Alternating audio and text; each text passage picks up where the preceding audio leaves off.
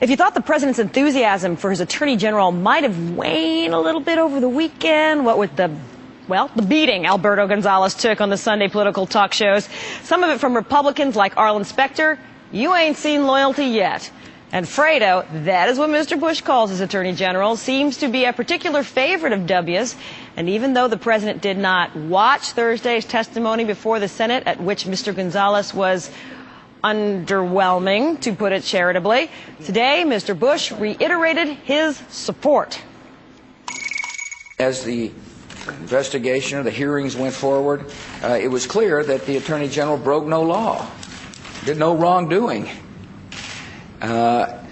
And some senators didn't like his explanation, but he answered as honestly as he could. And this is an honest, honorable man in whom I have confidence. Okay, so this keeps going. Before leaving work today, the White House issuing a written statement praising the Attorney General for his work on an obscure identity theft task force that really not too many people had ever even heard of.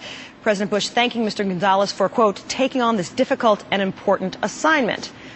Countdown thanking Air America's Rachel Maddow for taking an important assignment, setting us straight tonight. So, Rachel, the countdown bullpen was really taken aback today by the president's use of the phrase, he answered as honestly as he could. Dana Perino, White House spokesperson, repeated it later on in a White House briefing. We want to know, does honesty have degrees? What does this really mean, as honestly as he could?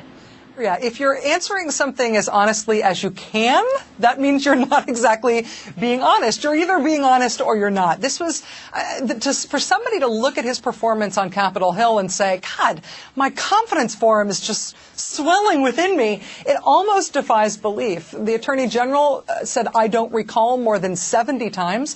And this is about stuff that's not ancient history. One of the things he said he didn't recall was talking to the president about the U.S. attorneys. That's something even the president says that he recalls, but Alberto, it's just all lost to the mists of time. Sometime in the past few months, that's gone. At this point, you have to conclude that he's either lying or he's not lying, but he ought to be accompanied by a minder every time he leaves the house to make sure that he remembers to put his pants on. You bring up an interesting point. As you watch the president, did you get the president was saying, Al's not really all that good at this, so he really did the best he could up there in front of those people, or he answered as truthfully as he could based on what he knows? Yeah, it's a low bar if what you're saying is he tried as hard as he could to tell the truth. You don't want somebody to be an attorney general because you think that he's a soft, fuzzy bunny kind of guy and he tries really hard to tell the truth even when he can't. Part of the reason that people are really clamoring, I think, for Alberto Gonzales' resignation is not just the firing of these 8 U.S. attorneys and his inability to keep his story straight about why that happened. It's also all of the other things that have followed him around in the string of disasters that have trailed him in Washington. He's the torture guy. He's the Geneva Conventions are quaint guy. Since Bush has been president, 80% of the prosecutions brought by federal prosecutors against candidates for office or elected officials have been against Democrats. It's not just the prosecutors who got fired. It's the prosecutors who didn't get fired. Alberto Gonzales has been a real failure in Washington. And at this point, if this is the thing that brings him down, I think good. But if it wasn't going to be this, it was going to be something else. Yet the president continues to stand by Alberto Gonzales. His spokeswoman, Dana Perino, said the president didn't actually see any of the Attorney General's testimony, and I think maybe that adds to the president's confidence, because if you saw that Attorney General in the headlights action going on last week, can you explain the loyalty?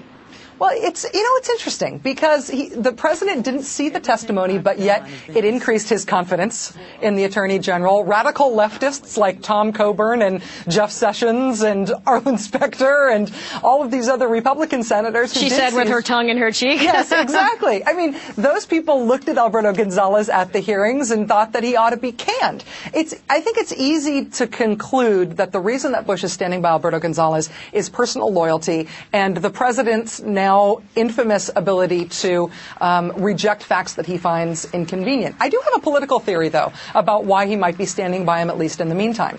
All Republican elected officials who are running for re-election are going to have to find some issue to put distance between themselves and the Bush-Cheney administration. Anybody who doesn't put distance between themselves and Bush and Cheney is not going to be reelected. Maybe they're going to leave Alberto Gonzales hanging out there for a few months for people to hit, basically, to be a hate sponge for Republican officials so that there's some way that they can distance themselves from the administration. It's the only thing I can come up with. Rachel Maddow hosts The Rachel Maddow Show on Air America. Thanks for being with us. Allison, thanks.